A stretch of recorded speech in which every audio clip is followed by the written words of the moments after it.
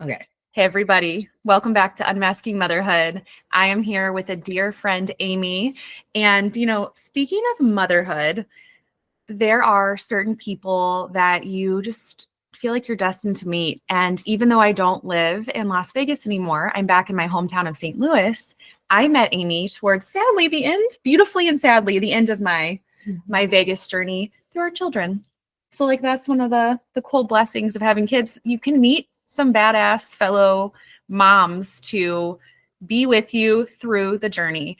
And the woman I'm sitting with right now is one of those women. And I'm so happy to have you on and really grateful for our friendship, even though we're like 22 hours away, something like that. Yeah, you're a rad human. Aw, thank you. Likewise. Yeah, we're in Aimee's house. I'm in Vegas. So cool to do this in person. Yeah. Why don't you tell our listeners a little bit about you? Just whatever you feel led to share. Yeah. Your background. Well, obviously, I'm a mom. And it doesn't end there. It's not just mom, but mom is a very big title to hold. I'm grateful for my babies too, who introduced us. So grateful for they truly were our mom matchmakers. They knew from day one. They were like best friends and trying to get play dates from day one until the last day of school, where my son was like, "That's Adrian's mom's car." He knew your car. Yeah. And was like, "You need to pull over and ask her for her number for a play date." And that's how it happened. It literally was the last day of school. I'm so glad you caught me right as I was pulling away. Some mom came knocking on my door and I was like, "I'm in trouble. What did I do?" And I was like, "Oh yeah, let's have a play date." Exactly. You caught me on the last day. Our kiddos are mom matchmakers. So super grateful. Yeah. But so I'm a mom of two, and oh gosh, I'm also self-employed as an entrepreneur. I have a wellness practice that I've owned since 2012, in which that I'm a yoga teacher and a meditation instructor, as well as a Reiki master healer and teacher. I offer past life regressions and ancestral lineage clearings. And that's how I started out. Then moving to Vegas, I then realized that I have this counseling master's degree that I was utilizing in my business, but that I felt like maybe in some way could connect me more to the community here in Vegas. And so then I started to do my clinicals to be a therapist, and it connected me to mothers here, women here in such a way that I'm so grateful for, which is also another mutual connection of ours. Shout out to Carly. Exactly. I'm internal minds counseling. And so, so that's my journey when it comes to as far as my profession and how it's landed me to be here and what I'm doing. And also of how I can be of service to women and to mothers, particularly for perinatal and postpartum healthcare and wellness as well. And so I'm grateful for what I do and how it has kind of shifted in my journey, particularly in becoming a mother and who I can offer my services to, but also as my life experience being a mother as well. So yeah, you are a sage friend. I just feel your wisdom from all the journeys you've been on, and many in one lifetime. Yeah.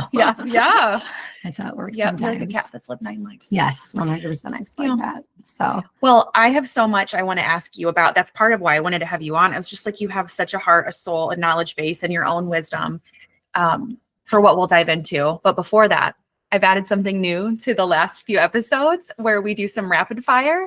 And so I want to ask you some fun, playful questions before we jump in. Okay. So question number 1, what's a recent mom win? Oh, big or small? Mom win. Yeah. Not to put you on the spot. Gosh, I feel like toot your horn. Raven Light, my oldest, said, "Mom, you're so cool." Oh. And that was a major win for me. Yeah. Just to hear "Mom, you're so cool." And he's how old? Tell them. He's 6. Yeah. And so that meant a lot. And I was like, "Oh, honey, that means a lot." Why? I'm like, "Okay, tell me more, give me." And he's just like, "I don't know. It's just you're fun. You're beautiful.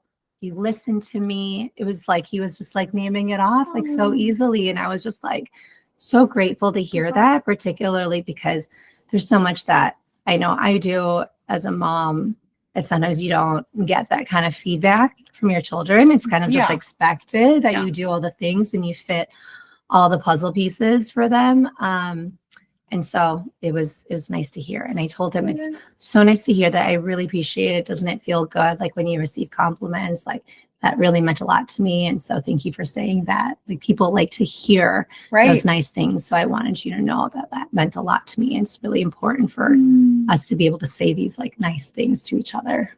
Totally. Yeah. Like reassured that beautiful action of his heart. Yeah. Yeah.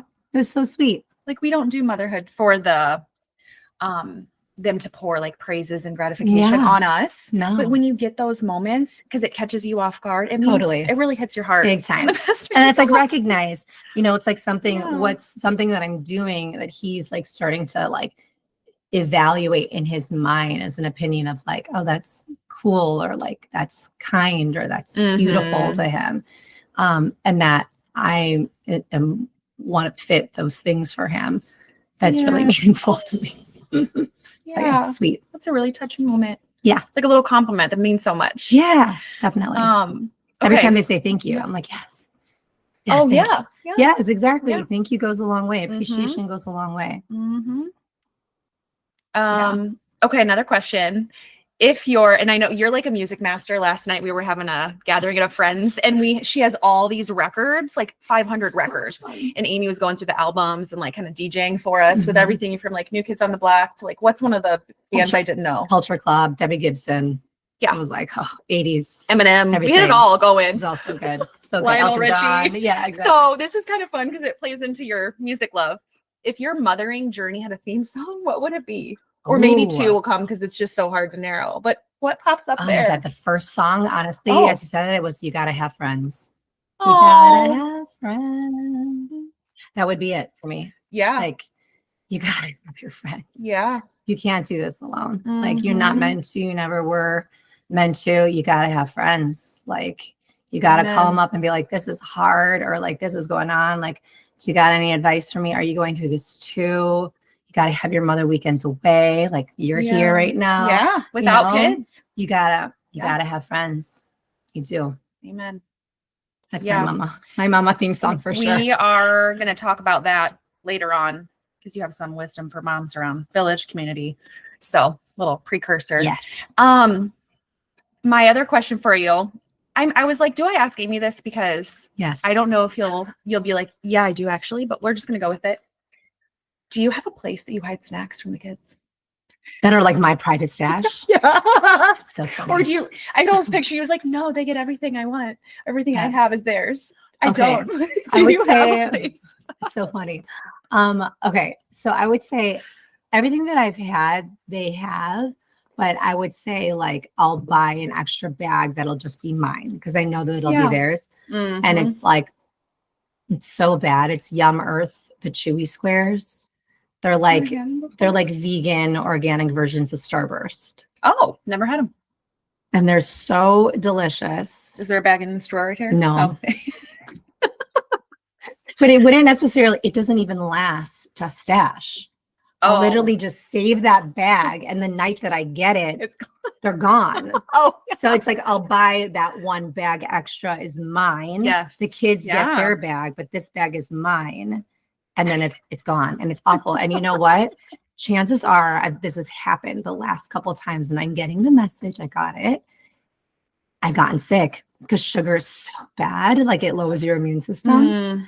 But then I'll get like downing the whole bag. I'm downing the whole bag of sugar. I'm literally like enjoying like a couple sugar down. No, I'm eating the whole bag of. You get sick afterwards. I get sick afterwards. Yeah. I know it's bad for me. It's my poison. It's my freaking poison. So I know. Well, now, and you can hear my voice is a little scratchy. I've been trying to stay away. We have a bag actually. A few are left. I've had 0. It's been really good this time, but sometimes this happens. You gotta like get laid down and sick and to learn the lesson. Until the next time, Easter's coming. Oh my gosh. Got to take my vitamin C and zinc to prepare myself for the sickness that's coming from me eating this bag of Yum Earth. You're killing me. Okay. So Love those questions. Thanks for the answers. Thank I think you. it's That's like fun to just like Yeah. get the energy going for the rapid fires. Do it. So you, as you all know, or maybe you're new to the podcast, a big part of it is storytelling. I think that storytelling, well, I know it connects us all. We learn, we grow, we feel less alone when we hear another woman's story. And one of my favorite sayings is that we are all more alike than we are unalike. You know, in such a politically divided climate, or just whatever you believe, whether it's political or not, it's so quick to like judge yourself against another person or see differences versus what you have in common. And so that's part of why I love to share motherhood stories, for you to learn, grow, and then see yourself another human, feel more connected. Mm-hmm. Or maybe you'll see through Aimee's story another woman in your life that you didn't fully understand, but now you do through her. So yeah, storytelling is awesome. Love it. I want to hear a little bit about, you know, your mothering journey. And I know from knowing you that conscious conception with first babe, she has 2, right, was something that was important to you. So before we get into that, but I would love for you to speak on that, because it's a term that I'm kind of newly familiar with. Like I kind of can understand, but I want to hear your take. Were you wanting to be a mom? When did that kind of come into your orbit? And then talk us through what that looked like for you to consciously conceive. Okay, so I would define conscious conception as you knowing that you want to have a child, and you're doing so in a way of understanding what your mentality is at, what your physicality is at, like what's your health and all the different realms of you, where you're at, to then if there are certain shifts or stories or scripts that need to change, that need to occur, to prepare yourself to be the best vessel that you can be, which is different from you, to the next woman, to the next mama, to the next parent. What that means for you to do all those things, to then prepare yourself to the best of your ability, to then partner with someone who's also doing their conscious work to shift whatever dynamics are going on within them mentally, physically, energetically, emotionally, to prepare themselves for parenthood. Woo, all pre-baby. All That's pre-baby. work. So that you're not then doing it only because you are still going to be doing it when babies arrive. Sure. That then you're aware of what that work is going to probably also entail when you have children, that it's not like a surprise. It's not like shocking that suddenly like you're doing inner child work when you're sitting in front of your child who is like bringing it up, stirring all the things up for you. That you start to do that work prior to prepare you for that. So that's conscious conceiving to me. Conscious conception is that like you are conceiving, conceptualizing a whole nother living being, right? It also has its own destiny, things you absolutely are not under your control whatsoever. But then you do have the power to conceive, to like conceptualize, to think like how can I be the best parent that I could be? What is it that I'm working through now that I don't have to do so much work when the creation is actually here? Like, what can I bring to the table for that creative part of conceptualizing, of conceiving, of bringing to life? Did you have like an example of this? Like, or how did you, I'm curious, how did you come across this? Right. And was Ryan like, what? Was he open and down for like this type of thing? Yes. I think, where it came to be was in the work that I'm in. And it is in the wellness, more spiritual based. I was doing so much work on myself, starting in particularly 2010 on. And when I was as a yoga teacher, meditation instructor, there were things that were coming up for me that was involving the idea of conscious conception, particularly when I did my prenatal yoga training. And this was prenatal yoga training that was also tied to Kundalini yoga. And a lot of it talked about this.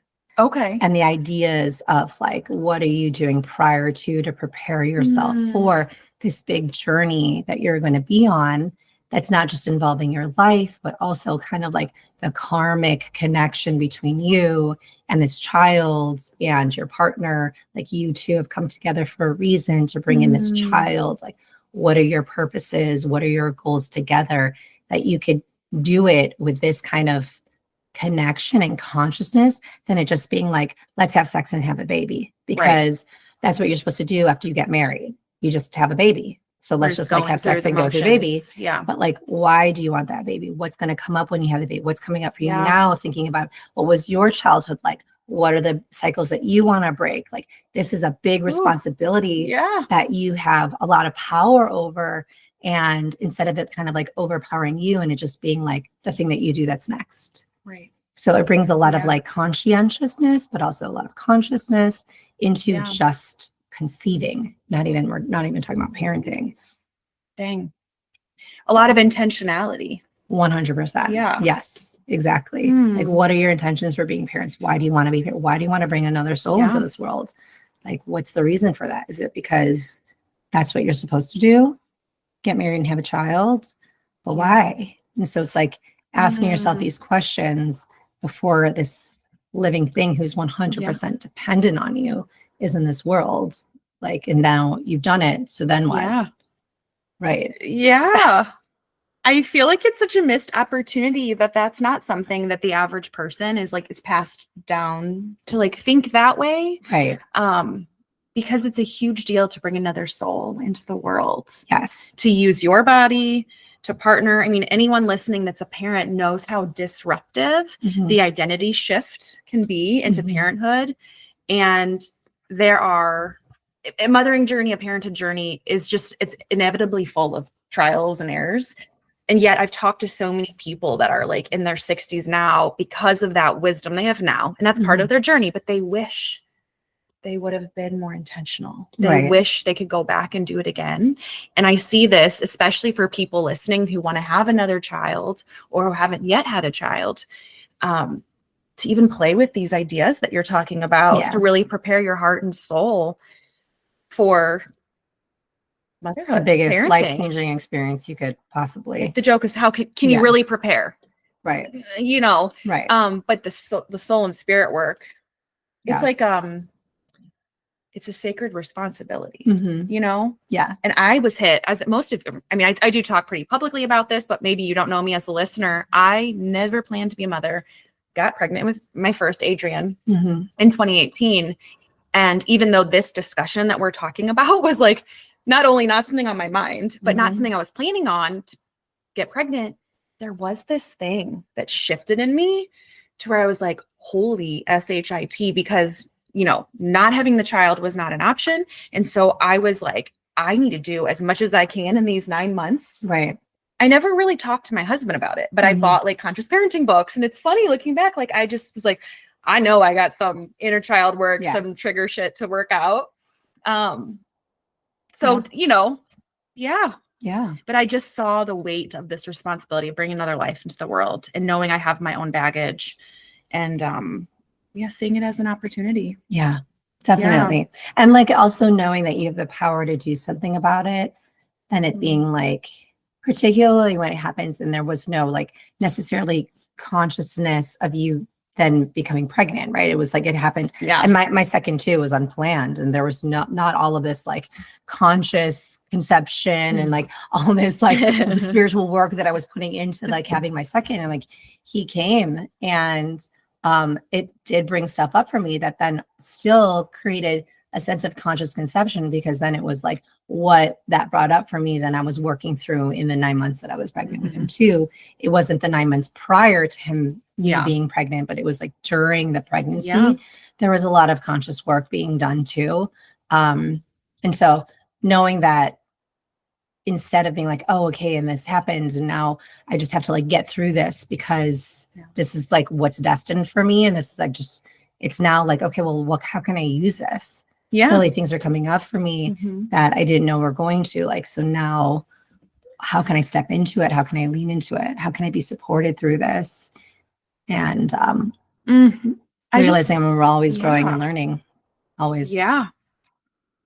Yep. Yeah. Everything you're saying is my heart for the work of, why I got into coaching or why I've been part of therapy for so long. You mentioned your therapy. Yeah. Yeah. Because so much of these questions that you're asking and inviting, our listener to do, and you can even do this at any point in motherhood, maybe your kid's 25, but the conscious element, it's so vulnerable. Yeah. It's not our natural tendency as humans to like look inward, and be like, oh, there's a lot of resistance coming up around this thing, or I'm triggered. And it's easy to like want to blame it on the outside circumstance. Sure. And I think that this is the brave, beautiful work of what it is to be human, that parenting can really invite you in a whole new way. And that is something I talked about on my last episode. I was just like, or one of my recent episodes, depending on when this airs, but the Motherhood Magic one of like, no one talked to me about the inner transformation that motherhood can bring. I was always told the stories of like, your life is over, like the martyr victim story versus the invitation to come alive to a more healed version of you and to like spark into a more authentic version of yourself because your child invites you to like look at your shit. Yes. That's so I will always talk about that message. Yeah. That's beautifully said. So what was it like getting pregnant? Oh man. Yeah. So the getting pregnant part. So I'd say that like it was on our minds for about a year before it happened. And it was like, okay, yeah, let's see, like, let's do this and like see what happens kind of thing. There was not quite yet like a consciousness, and it didn't like happen the first try. Right. Yeah. And that's where like the message to me was like, I think there's something more to this than just us having sex. Because I think I am saying, yes, let's try, let's go for this. But there's a part within me that's like, not yet. You're not ready. Like, are you sure this is really what you want? Are you sure that this is like the time? And there was a lot of me that was still so closed off and healing and hurt from past trauma that was coming up just from the thought of conceiving a child, not even yet having the child, of like going into the act of we are having sex with the hopes of bringing a child in and that responsibility, and it being like, am I really ready for that with this person? Is like everything sorted within me? Not that it could ever 100% be sorted, right? But like, are there things that this is bringing up for me that I have not yet tended to, given attention to, cared for, given a voice to? You notice that pause. 100%. And it was like, where is this block? Because there is, although I'm like, yes, let's go for it, there's also still a hesitancy. So that's where then I started to go into more self-care, more devoted practice for myself, because so much of my work is of service to others, that a lot of my own self-care and practices were neglected. And so I was doing everything I could from every facet of me, from the physical to the mental to the energetic to the spiritual to the emotional, every holistic integrative practice that I could kind of like get my hands on again, of just kind of like dissecting all the parts of me and trying to understand like where within me still needs love. Before I could really give myself to love another, particularly it being a child, a baby who's going to pick up everything and, be influenced by so much. Also still having their own autonomy and sovereignty. Yes. But still like they're looking to me and other parents for those like kind of pillars. Can I really be that pillar in the way that I consciously want to be that pillar?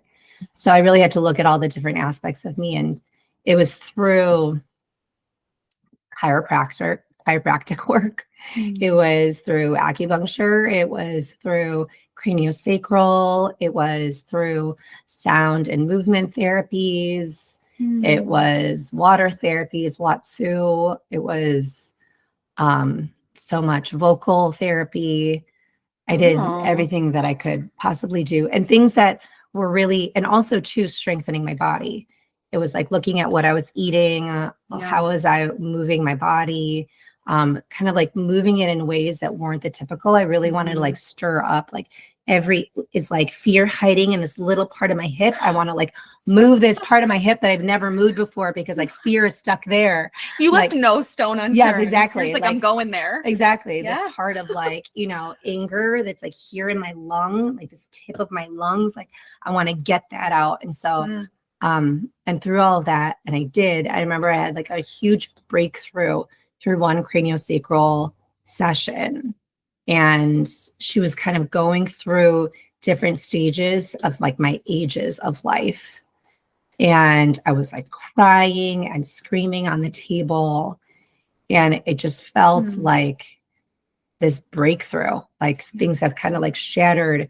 And finally, there was like so much like forgiveness and there was like so much love that I felt like I had done it, like I'd broken through.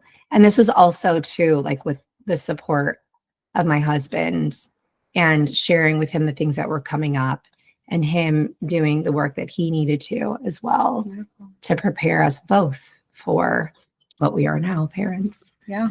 So that was a big one. Another part too, I mean, there were also things that we did together that was part of the conscious conception.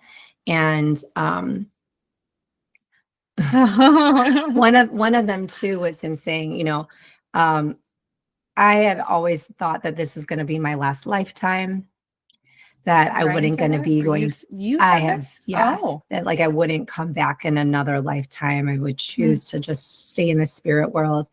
And he said, a lot of people who decide that or think that don't have children. Like think of like certain people who have only been of service to like the world and to others, don't really have children.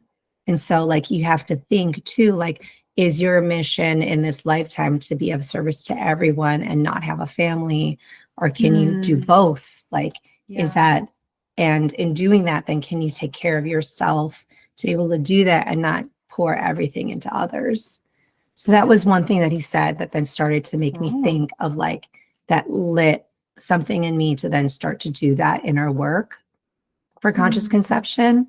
And then another thing too was part of it for me was it was important for us to do ritual and ceremony in this.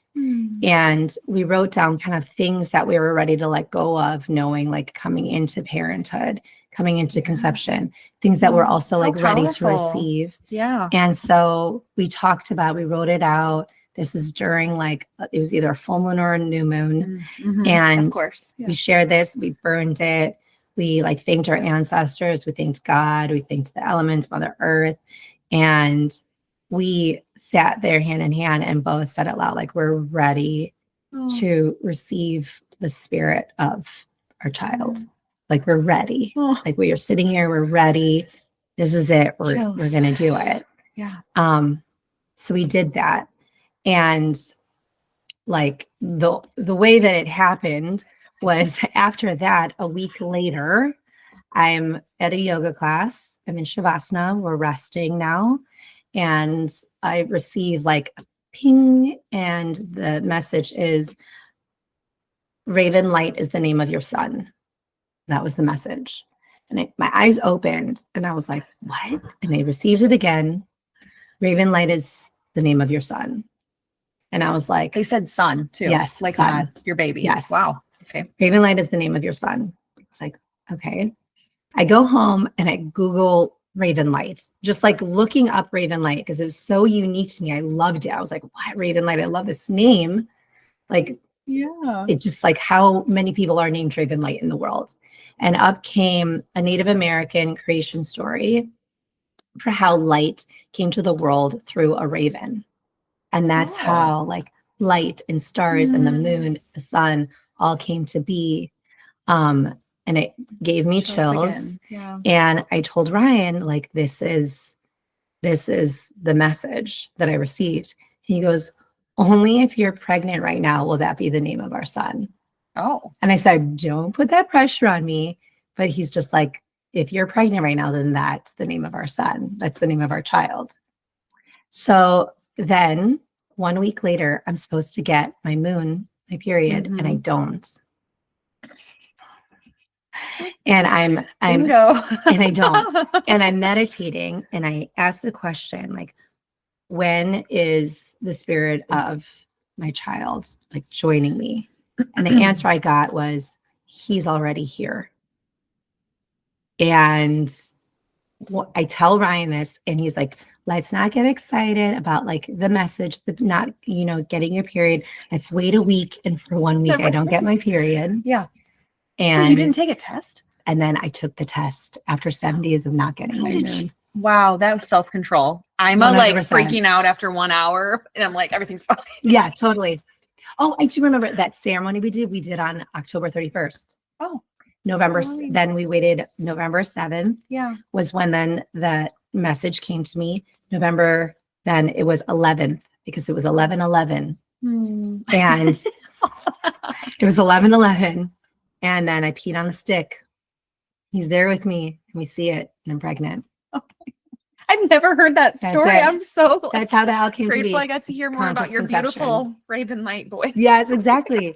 That's it. Like that was all part of the like I knew I was ready, and I was like, we have to sit in ceremony. We have to do it. Like, let's do it October 31st. Let's sit together and say we're ready. Yeah. We did. 1 week later, I get the message of like his name, his soul is here. And then a week later, I'm pregnant. I mean, I was actually pregnant when we sat in ceremony. Right. I was already pregnant. Yeah. So how epic. That's my conscious conception story. Does it work for everybody? I don't know. But for us, it was, there was a lot of intention, a lot of consciousness, and make it your own, like pull some ideas from what you all did. Because you have to think too, what you're doing though, there's a lot of hormones, a lot of love, a lot of oxytocin, a lot of endorphins that are going when you're doing so in this like beautiful, connective, conscious way, a lot of healing, a lot of that's happening. That's all part of creative process of any kind of labor, whether it's for work, whether it's for a child, and it's all good. Like it's all good feeling. And so the only like great things that can be creative is if when there is that kind of like passion and juice and like energy and intention and like determination and commitment that's involved in it. So like something is going to be created out of that. Yeah. Like it's something is born in that energy. Like God has given you this seed and you're just like, I'm going to do everything I can to be of service to the seed I've received. And like, everything's going to go into it to be of service to like that higher power message. Something is going to come of this, and you trust in that. And it does. It may not be exactly what you picture it to be. It may not be exactly, but it's better. It's better, right? Because this is conscious, divine, like God sent. So there's so much reverence. Thank you for sharing that story. Like you took it seriously. Like, I don't know if that's the word that, consciousness is one that comes up a lot, but I was just like, damn, she's taking this seriously. Like you stepped into radical self-responsibility prior to conceiving. And that's a good term. Radical self-responsibility. Self-responsibility. I'm going to do because you viewed this life as yourself, this mission as sacred. And so, yeah, I like that. Invitation to the world right here. Let's bring some more of this conscious conception. If this is even like speaking to you at all, like, or to share with people in your life. And not just you write for children, for your child, but for your business, for whatever creative idea you have to call in. Right. Yeah. Like, higher power, whatever you want to call, God, spirit, universe is giving you this idea, this podcast, this business, this thing you want to start creating. It's like, what are all the parts of you that you need to kind of like tend to prior to that thing launching? It's not like you get the idea and then it's going to like take off. It's not like, oh, you know what? I'm ready to have a child, that then you have sex for one time and then you get pregnant, or you do your IVF for one time and then it's done. You know what I mean? That like there's a lot of things that you do prior to that, of like the tending to, the caring for, the nurturing. The plants. I just got the plant analogy. Think about when you want a plant to be successful in the environment, you create the soil so that it can thrive. Totally. And it can take many tries. Yeah. It sometimes needs to, and that's part of the refining. So and it's hard, it's challenging, and it is. there's so much that you go through. There's so much grieving in creation as well. But it's part of the human experience. It's part of the freaking plan. Rad too. Yeah. Part of your beautiful destined plan is to create. We're all meant to do that. Wow. I love the turn. I just didn't, I never know where podcasts are going to go, which is the fun, organic nature. And I was like, yes, queen. Okay. So let's keep this conversation going, because I did want to have Aimee speak to, because related to the consciousness, the intentionality pre-birth, you have led on and off for probably a decade, the Mama Blessing Way ceremonies. And that's just another, to me, really beautiful way to honor this rite of passage that I feel is very neglected in our, at least in North American culture where I live in 2025. I had never heard of a Mama Way blessing ceremony my entire upbringing. And I think it was just a few years ago after my first, I was like, wow, intrigued. And that's something you've done, so can you share more about what it is and why someone would want to do it? Just like maybe, and how to do, how to do it. So I'd say first, just an honor and reverence to like Native Indigenous cultures, but where they've done this is natural to them. And this is part of it, is to knowing that when a child is coming into earth, it's also the honoring and the blessing of how the pathway of that child to come through is the mother.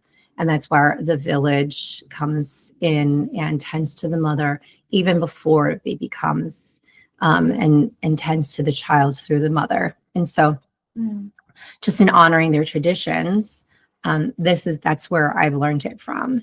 And so, and that's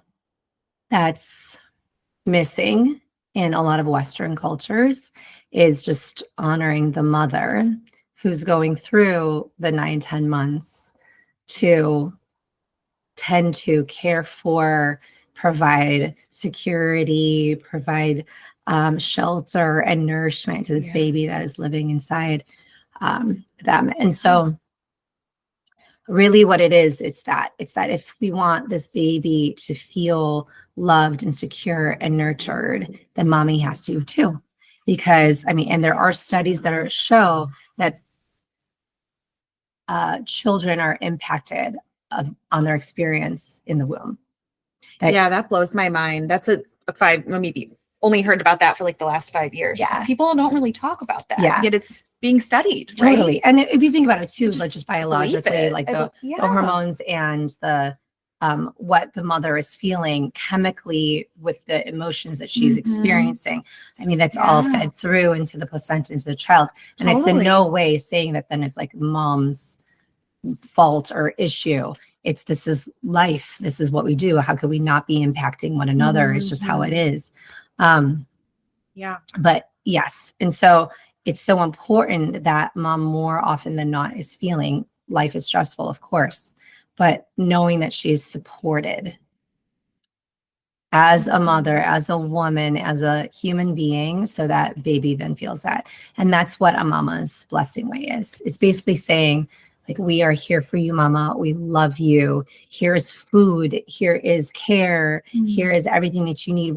Like, this village is here for you from this day forward. And this baby enters the world. We're also here for you, so that she knows that she's not going through this alone. Because a lot of motherhood could feel very isolating. Yes. And to start off in this experience, pregnant, knowing that, like, okay, I've got my village, I've got my support, goes such a long way in her emotional care, in her mental health space, in her wellness, that then transfers to the baby via her when the baby's in the womb, and then afterwards too. Because then the baby's like, oh wow, mom is so well supported. I feel so well supported. It continues on, and so it ripples out. The after effects of it is like forever. The continuum of that ripple effect through generations into their descendants, and then their descendants healing the lineage behind her. It's all of that, and so it's so important to honor the mama, the vessel of the baby. Totally. Not just a baby shower, not just like a shower and like give baby gifts. It's like, what about the mom? Like where's totally yeah, exactly. It's like that term. where are the gifts for the mama? Yeah. Right. It's like all these, and the baby's not even here. Like we're throwing these showers for a baby who's not even here yet. But like all of these like lavish presents for the baby. And it's like the mama is going through big changes right now. Like where is her potluck?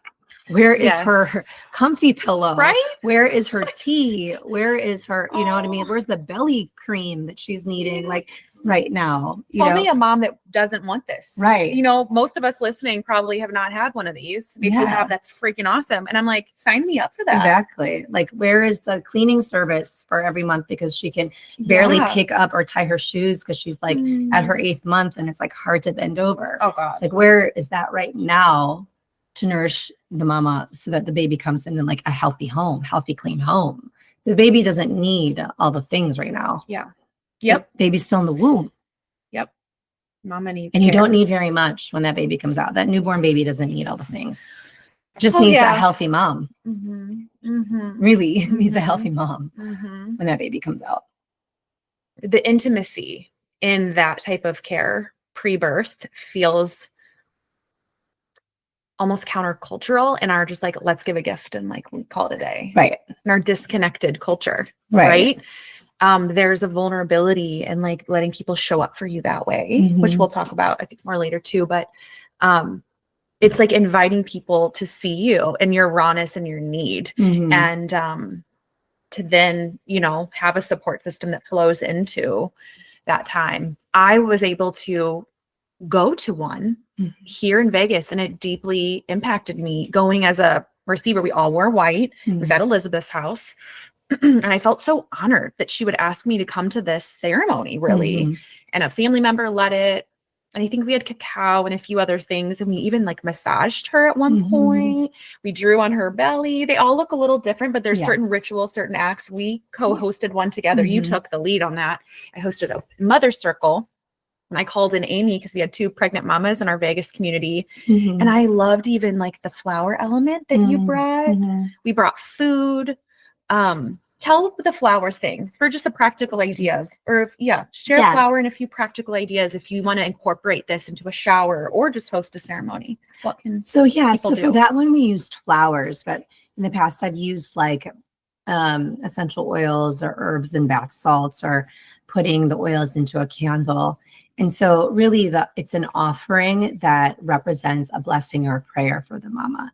So as they're offering it to the mama, they're saying like, I bless you with strength or health or, you know, support, knowing that you're so loved. And it's just a representation of that kind of the prayers and all the blessings that then they can, you know, put up in their home. And then remember, they can dry the flowers and keep them, or the bath salts they can use if they're doing a water birth or just in their daily baths or a salt scrub. And it's just like light the candle during the birthing, or when you're in prayer and meditation. It's just a reminder to them of like that moment in time where these loved ones came together and held me, so to remind myself like they're still here. I can pick up that phone and call them. Like they all took this vow in saying in that mama blessing that like, we are here for you, whatever you need, like don't hold back, please like call on us. And so that's the representation of that. I loved that visual representation. That's simple ritual. We also do it with beads. A bracelet too. Yes. Elizabeth, we had a bracelet. And then you keep it on until they say the baby's born though. Yes. Do you know what I'm talking about? Yep.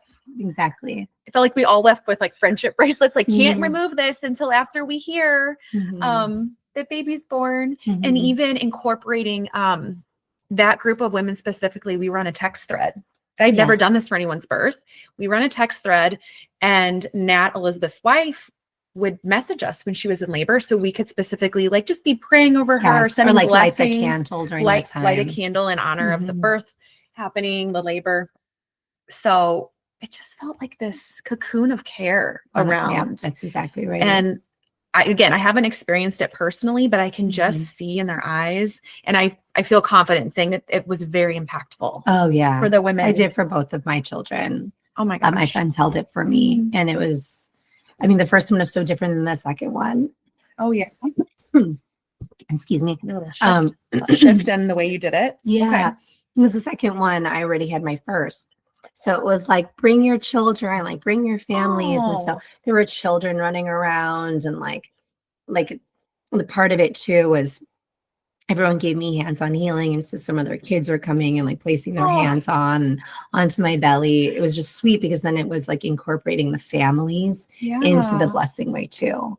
And so there's so many ways that you can do it and make it special just for you. And it also doesn't have to be a big group. It could just be you and your partner and your closest friends or your closest family members, ones that, you know, as your support system, and just have them bring potluck and give you a massage, like bring some kind of like something that of care for you, and just share. They can pre-write it or a poem or something. That's just like a prayer, a blessing of like what they wish for you on this journey for you. And that's it. It's just this like moment of reverence and honor for this huge act of service of you bringing life that can be very conscious shifting for the world, this being who's being brought into this world with such love and care and support, because mama's cared for and loved for and supported. I just think that care for the mom is so often overlooked as a missing link into the mental health crisis that we're in, because the heart of the world, unarguably, is our mothers. We bring life into the world. And so wellness of the world starts with wellness of the mother, the family unit, and Mother Earth. And so we've got to start by caring for ourselves as mothers, speaking up as mothers, and also caring for mothers better. And these are just simple, the consciousness prior, asking or helping host your own mother blessing way, are ways that we can bring back these beautiful rites of passage that the Native Americans had as their way of being, that I think can really help with that identity shift, the death. Like postpartum, this is a kind of a, I don't even know, juicy subject. There's so much nuance to it. Hear me on that. But the postpartum depression, the highs of that, how many moms have it? Yes, there's realness. Yes, there's hormones.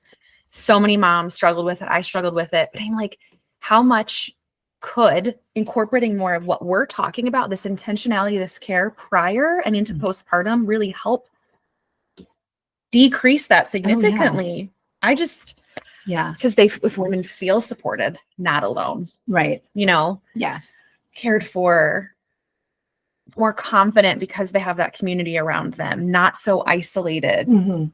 I think it would really shift the mental health crisis that we're having. Again, I know this is a bold statement. We could get a little, but that's just one piece, big time, that I think would help. And not just I also just wanted to mention, not just Native American cultures, but Native, Indigenous, just from around the world too. Not just Native American cultures have this kind of like this ritual and ceremony and mama blessing, but also too, like what then happens to like mama care then after baby is born.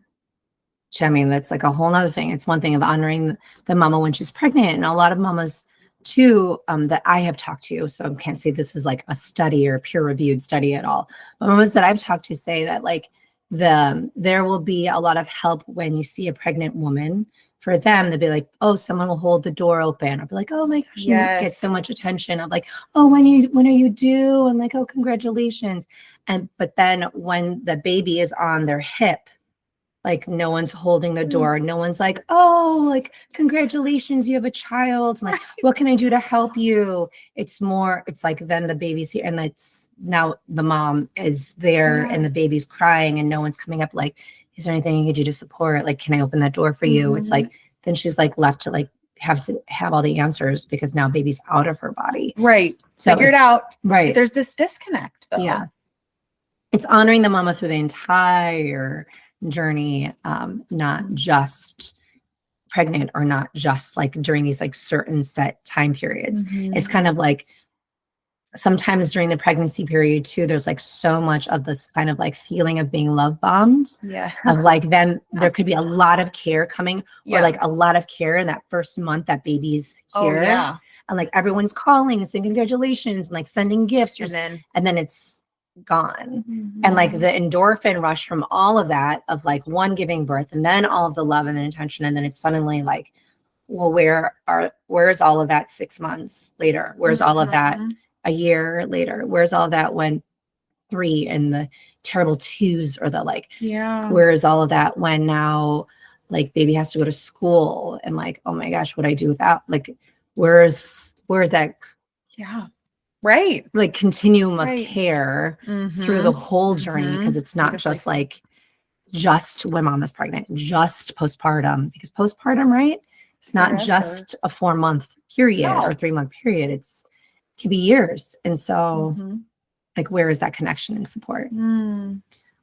So one way we can practically do this for each other is, even with one mom friend, we don't need to add a lot of work to our plates. You don't need to go text everyone. You can if you want. Right. But like, even me to you, just saying like, how is motherhood going for you lately? Right. How can I support you in this? Just letting our friends share. Right. And just listening and being there. Definitely. Is one just simple way. Yes. We can care and tend to each other. Check in on each other. Check in. Yes. Like, how you doing? Another way too is, and I know this is something that we talked about that we wanted to talk on, is, well, one thing too is like support groups, of like knowing that there are support groups out there. And I know that's can feel strange because it's like women you don't know, and it's not like your immediate support system, but it's so healing to connect to other mamas. Oh yeah. In the mother circle that you put out there, and you host and you guide mama groups that I have done too. Like you just see when this relief and this release,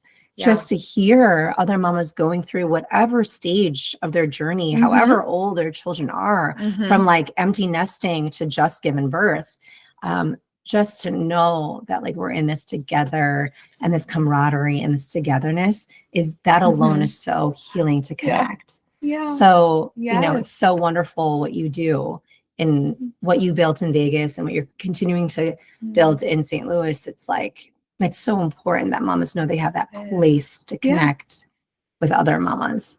So support groups are essential. I feel like look for them. Yes, they're there. Whether you're looking on a Facebook, ask around, it's Google necessary. Like, because that mama blessing go. We co-hosted, that I guided, I mean, that was during a mother circle. Like that was a mama support group. And it wasn't even like the 2 mamas who received their blessing. It wasn't like they weren't surrounded by people that they even really knew. We were just all holding the space. But it wasn't weird either. It was like this connection of mothers. And it was like one of their favorite ones was like because just to hold that space for another mama, you don't even need to know her. No, I was so honored to be a part of it. It was so beautiful, amazing. So that, and then also too, like asking for help. Yeah, let's go there. Yeah, asking for help and asking for support, and how difficult that could be, because the story and the script of like martyrdom and having all the answers and knowing it all, and I'm supposed to know, and there's so much like guilt and like shame to not know, supposed to know and to not know. And is that like you got pregnant, you knew you were going to be a mom, so you're supposed to know like this is what comes with it. But you don't.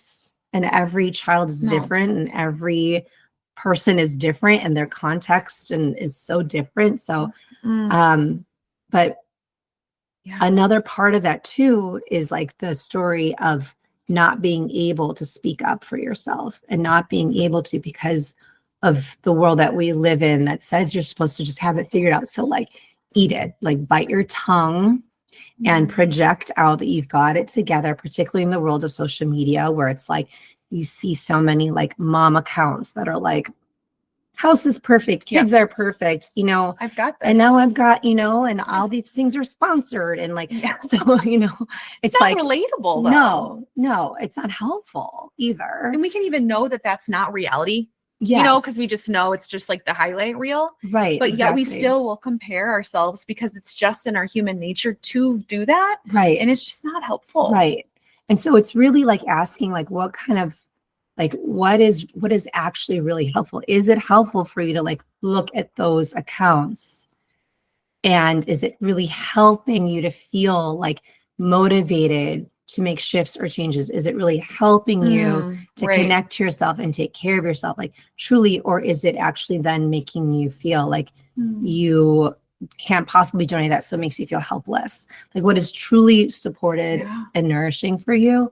And chances are that is not going to be it, but the phone call to a neighbor or to a friend or to a parent or to a support group is going to be that one that is in person, that is like in person, and that you can connect to and say like, I am going through this, or I need this thing, or turn to a partner and be like, can you, when like you get home, can I get 15 minutes?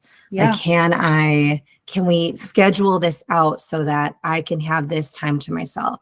Like, I can't wash the dishes every night because like I'm doing bedtime routine. I can't do both. Can you do this? Can you like make the call to have someone come over twice a week to just relieve you of for a moment so you can take that shower? Like, I promise you the help and support is there. And I know that it's like hard sometimes, one, to get past the story of like, I'm supposed to have it all together. And two, to be like, no, I don't have those people. I promise you that there is, you go to that free support group and you go, even if it's like an online Facebook support group, there's going to be someone who's going to have a resource that's going to be supportive for you. Even if it is like a phone call while you are driving towards your children in an appointment, and it's a quick, like 5-minute, like encouragement phone call or a venting session, scream into the phone. Like I've seen that there is like hotlines where you can just like scream into the phone. Oh, no way. Yes. Oh, for moms? Yes. Well, not just moms, for anybody. That you just scream into the phone. They wear like earplugs on the other line. Yeah, exactly. Yeah, I'm ready to help. Yeah, exactly. Like anything. It's out there. I promise you. Yeah. There is that there for you. Don't get stuck in thinking, I have no one. I've got nothing. That's the quick place to resources. go to. Someone didn't show up for me that one time. Yes. So I'm just expecting, where sometimes women are waiting around for people to be like, how can I help? And I had to tell a friend the other day, no one's coming to save you. Yeah. Back to the radical self-responsibility. What if we as mothers saw our care and asking for our needs as another part of our radical self-responsibility, if not more important, once we have the children there? Right. Yeah. But I also think, and I wanted to see what your thoughts are, just as a therapist, as your wisdom, that this martyrdom, this victimhood, this shame is also connected to a worthiness wound in our culture, that I am not worthy of receiving that support. Right. We need to, or some sort of a self-confidence, worthiness. I don't know if, for the lack of a better word, or you'd suggest a different word, but I feel like we have to like look within us of like, why does this feel so scary? I am worthy of getting 20 minutes when my spouse gets home from work to shower or just to lay in bed. I don't have to earn it. Right. That whole dialogue, women are now stepping into rest more. But for the longest time, we thought we had to earn it to be able to rest or to ask for something. Right. Yeah. So I think they kind of go. Totally. Yeah. And to be able to speak of your feelings and your needs is valid, legitimate, and that you have a right to them.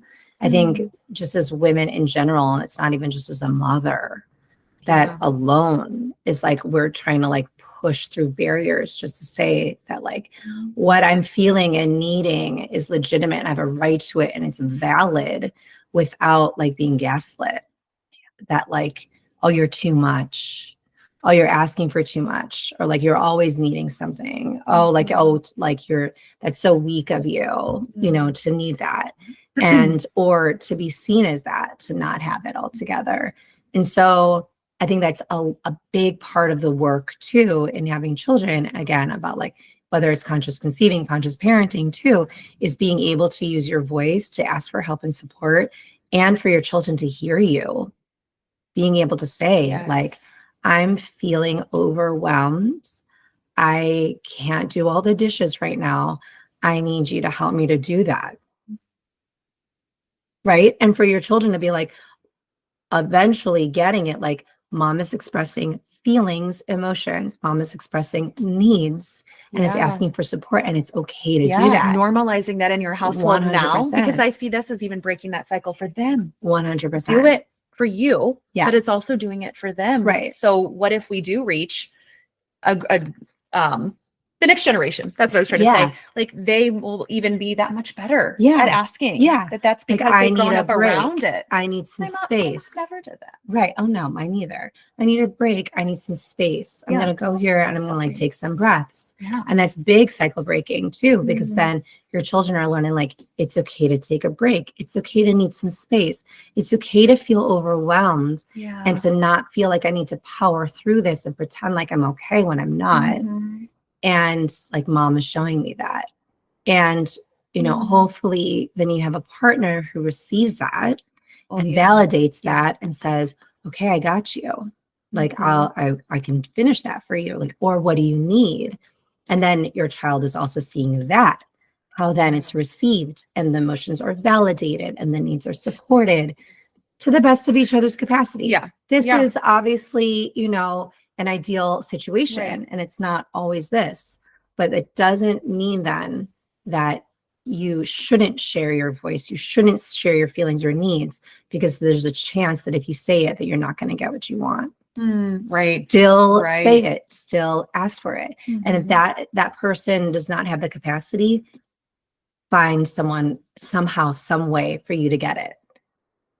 Right? Because it's like, it's okay. That person is not able to do it, but I do still need this. So now I have to be accountable for my need to be fulfilled. What other resources can I go to? What other support is out there for this need to be fulfilled? Like, I'm not now going to quiet my voice because I was denied this time. I'm going to maybe get louder or be more resourceful to then like satiate that need. That is so necessary for my wellness. Totally. Let it be a fuel to find it, because there are spaces out there. And that's why I'm passionate in my own small capacity in St. Louis to do this bubble. And I know you're starting to do some groups here, and there are so many spaces out there. If you really look, the beauty of social media is that we can connect. So let's use it as a force for good instead of a mindless scroll of, you know, hits and spirals of things. Like so many organizations and so that exist too, particularly for mamas. And I can send them to you too as a list of resources. Perfect. And like one of them is Postpartum Support International. PSI is so great. And they're a wealth of knowledge for it too.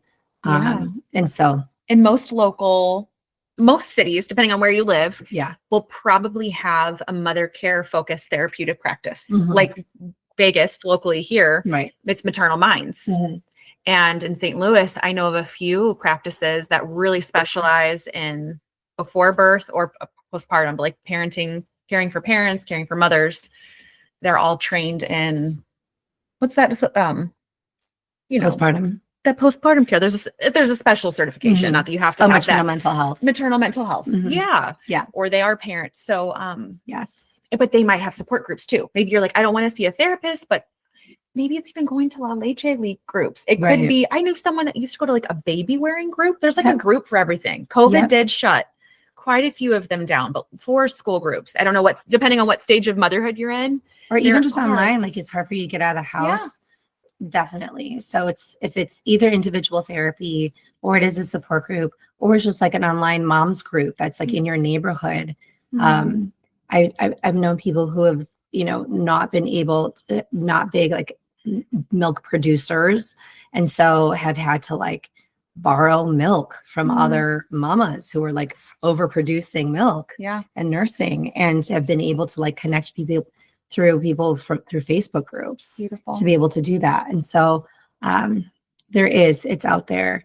Sometimes it just works. You just need that like one call, that one support, whether it's the group or whether it's that therapist who then has a wealth of knowledge for all of those resources. But I promise you it's out there. You've got to keep speaking out for your needs. You deserve it. And don't underestimate like the simple, how much that can shift. This is such an important topic. I want to share another practical thing that I've done in my own life. So I do care about being vulnerable. And, you know, Brene Brown talks about is it the shame spiral you can go into? So I know that I can get in a really big shame spiral if I do something, because I care so much about being an intentional parent, but I mess up all the time. And so when I have like my bigger mess ups, I go to a shame spiral and I can take it to mean more than it needs to be. And so one of my ways to shift out is to actually call or text another mom and to be like, I did something shitty today, or like I had a bad mom moment, without shaming myself, but I'll be like, I just need to tell another mom. And the way that it's met, you have your safe people you might do that with, but I really try to do that with my husband or a mom friend. And that just, it just like shifts in just a few minutes. Yeah. Maybe it's just a text because you don't want to call because you're crying, or you do call. And the way that I've been met and just getting it out, self-care, simple. Yep. Is there anything else? Because I have one more question for you after this topic. Okay. Is there anything else around cycle breaking, though, that I know that that's something you're passionate about that you want to share? I think a big one for me for breaking cycle, particularly in having children and doing my own inner child healing and having children, I think this also comes with a lot of the work that I have done as a teacher. I'm a former educator and working with children, then also as a therapist, is one, as we were talking about, and I just mentioned, is like your emotions are valid, is also validating children's emotions and validating their feelings. I'm a huge advocate for that. Because the more that you're able to emotionally connect, and the more that there's emotional communication, more that there is like just emotional education in the households, the more conversations that there can be. And so when a child is feeling something, to be able to say like, I see you're having big feelings about that. I see you're angry.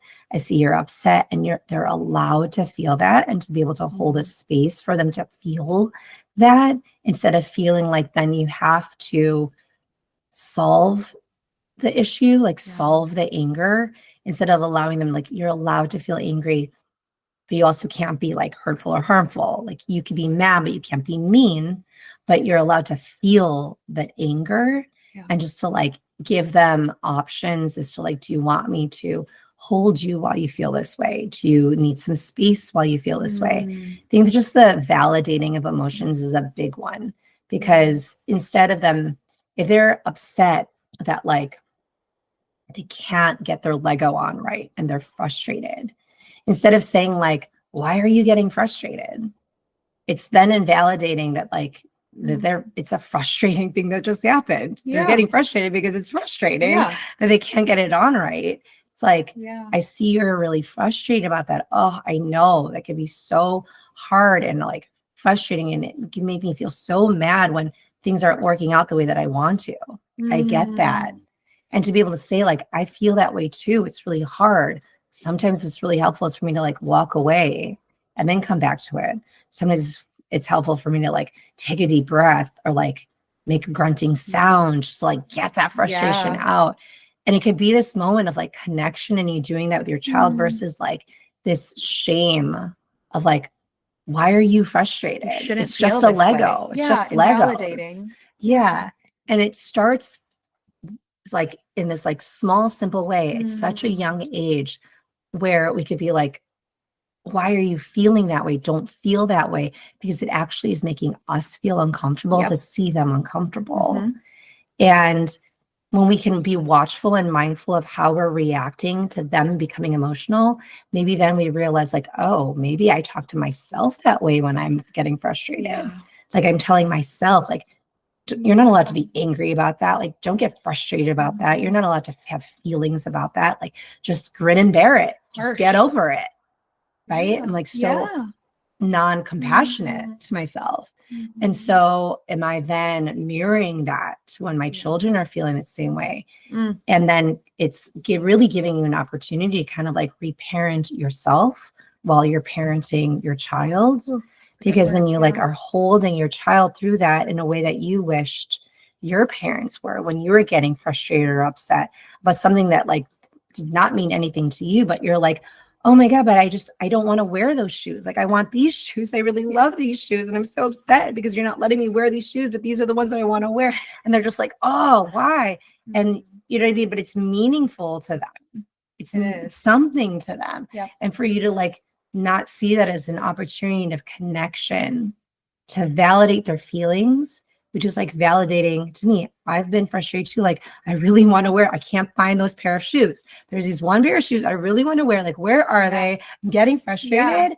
And then like, you then get mad at yourself. Like, oh my God, why did I like get so upset about those shoes? But it was like a big deal then. It was, yeah. And we're minimizing it in our own children. Totally. Because that's often like how we were modeled or taught.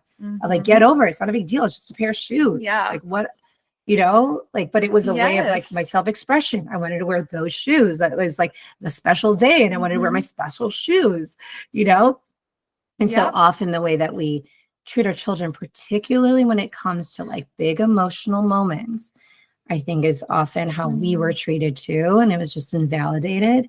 So it's an offering, just this like beautiful full circle cycle breaking moment of like holding your child, connecting to them, validating their emotions is real. That then your like inner child is like, oh, thank you. The more that you're practicing that for yourself, of validating your own emotions, radical self-compassion as well, then you're really more readily able to offer that to your child too. That's a big one for me, is just really working on like labeling their emotions, validating their emotions, and giving them the time to feel that too, and sitting them there with them and being like, I get it, me too, like I felt this too. Two things that came to me, like, just I loved how you explained that. Thank you for taking us there so practically too, with like real life situations that we can all giggle about because we've been there as parents, the shoes, whatever it is. That it's about like, you can either in any situation, you can either build your child's spirit or you can break it down, or like, and so the way we speak to them either nourishes their spirit or like, what's the other word I'm trying to say? Breaks it down. It degrades their spirit. What kind of spirit do you want your child to have? And like, you have to step up to the plate to bring that to them too.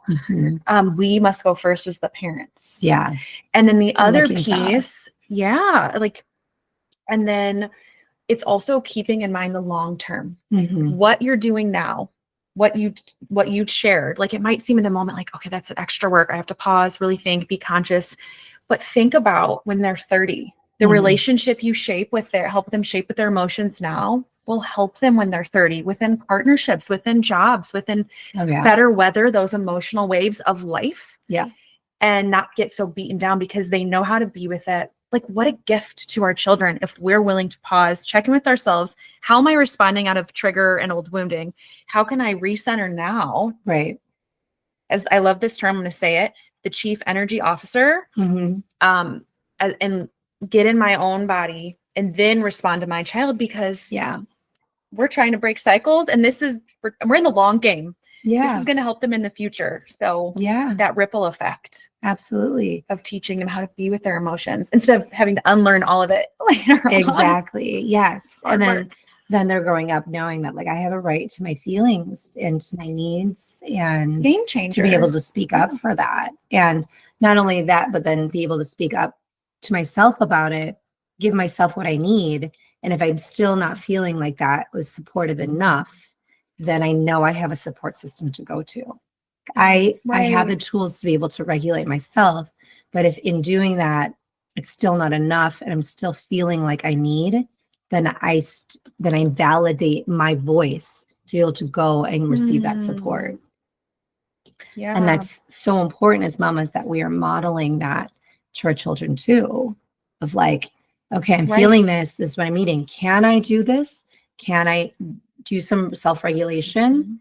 And then if I can't, then the part of my power is I also have a voice to ask for help, then receive that support, and to give. That's such a great gift to be able to give to your children.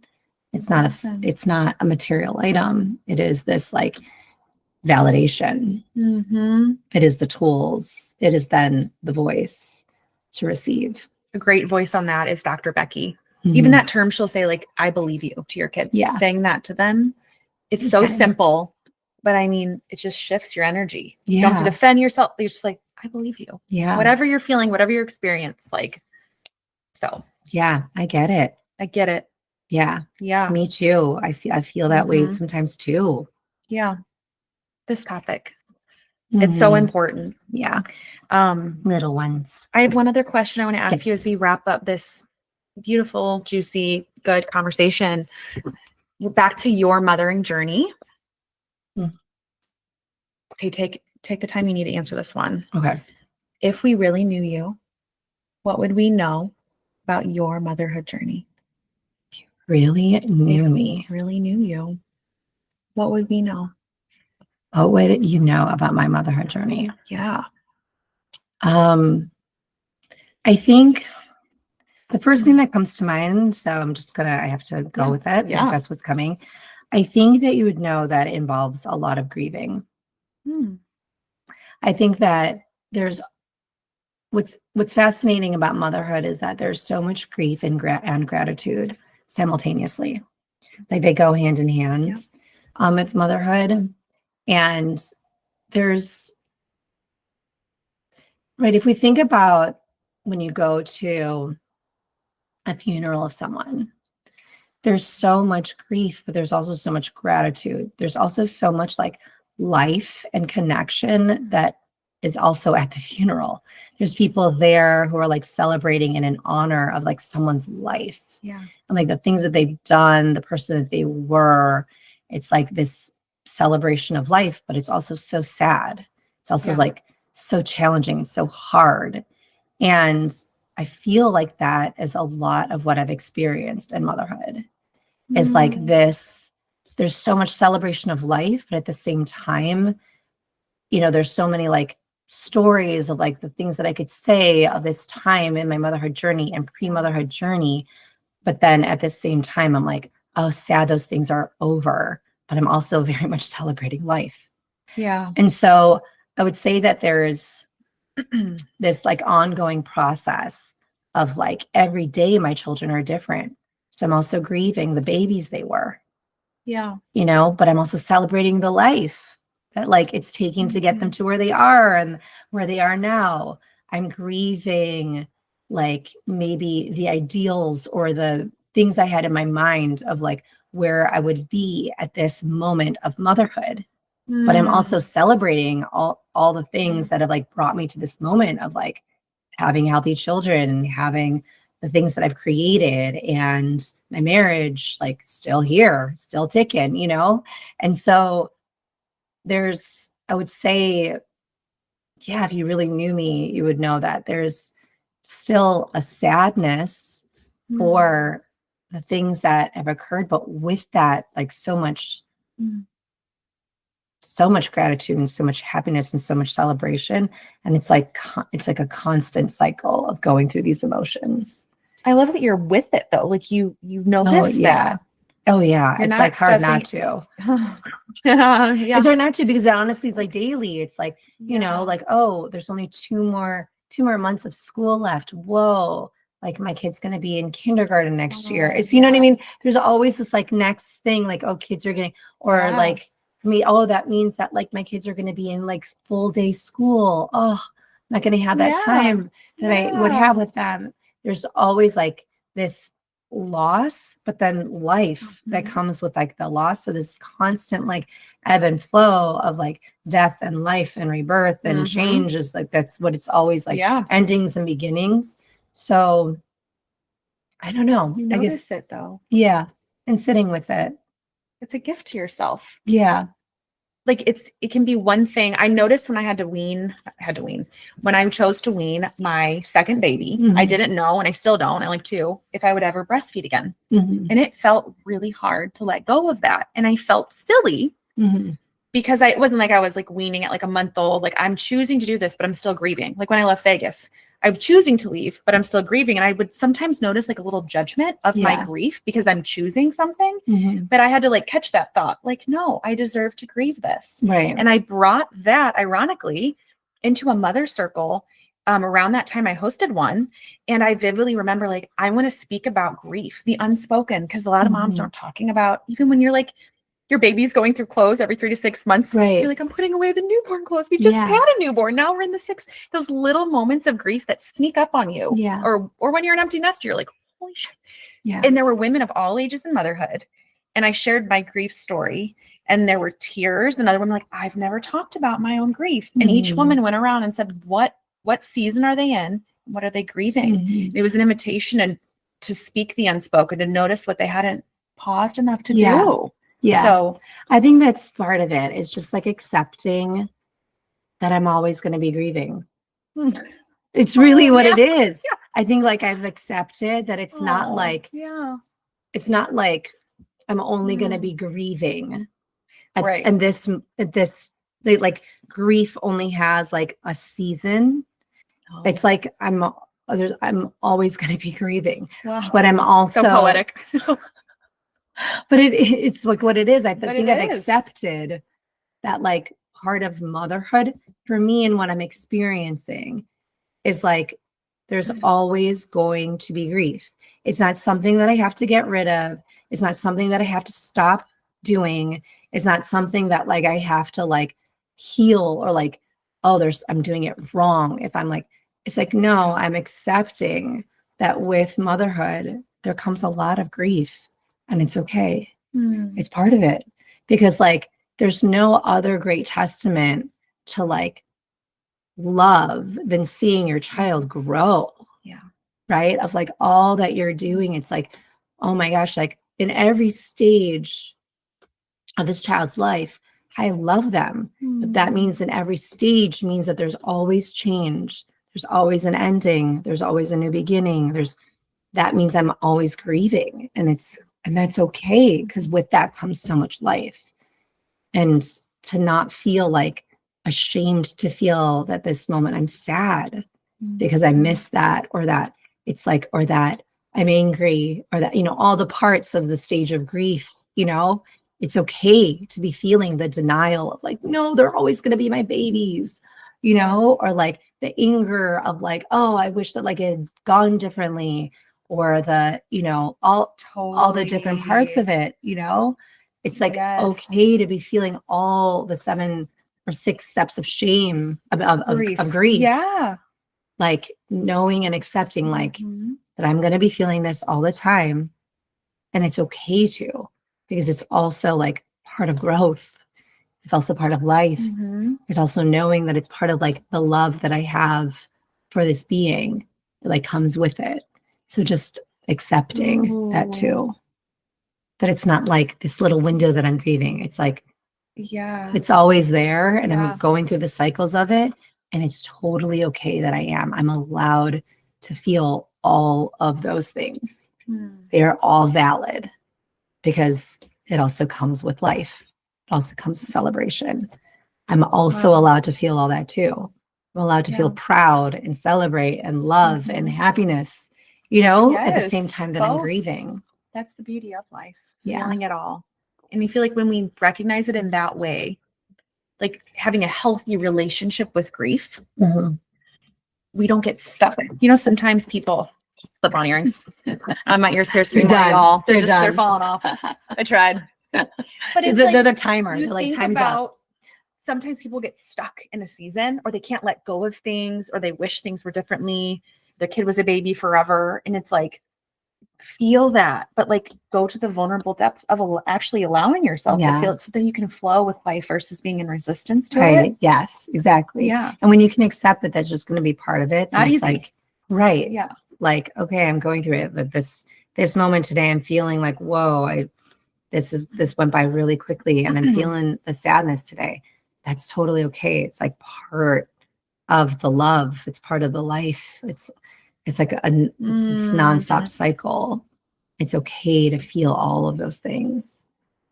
I heard the other day that we're like is the word apathy the opposite of feeling? We're apathetic. Others, is that the term? We're like an apathy epidemic. We're more connected than ever, the more disconnected. Just the modern conveniences. We're not caring for, needing people the same way. Yeah. And I feel like this is the counterpart, like stepping into being comfortable with our emotions, feeling it all, is the next transition for, I think, humankind to be able to just move away from that and to feel more connected, to be more mentally well. We've got to start feeling. Yeah. And so part of the work of parenting is so much of what you talked about with cycle breaking, this grief conversation. It's just this macro, this Conversation. conversation. Yeah. Yeah. Yeah. And to know that too, we're not alone as we're doing it. And I don't know, in just sharing my experience, I'm hoping that it speaks to the heart of someone else out there, that you're not alone in experiencing that too. And that it's totally healthy and normal for you to be experiencing what you are, and to know that there is support out there for you too, that there's another mama who's there with you. And just to be able to name it and talk about it and give a voice to it is maybe all that you need, just to have someone else to listen and be like, I hear you, I get it, I'm here for you. It's everything. And so grateful for what you do, and that this is it, and connecting one other mamas to story, hear that. one conversation at a time, we make those shifts. Yeah. So thank you for this rich conversation. I was really looking forward to doing this, so much for and asking me to be on. just such value and such depth, and I hope nourishment for the listener that you can take into your life and expand and grow and feel held from this. So thank you, my love. Oh, you're welcome. Bye, everybody. Bye, Bessie. Thank you for listening.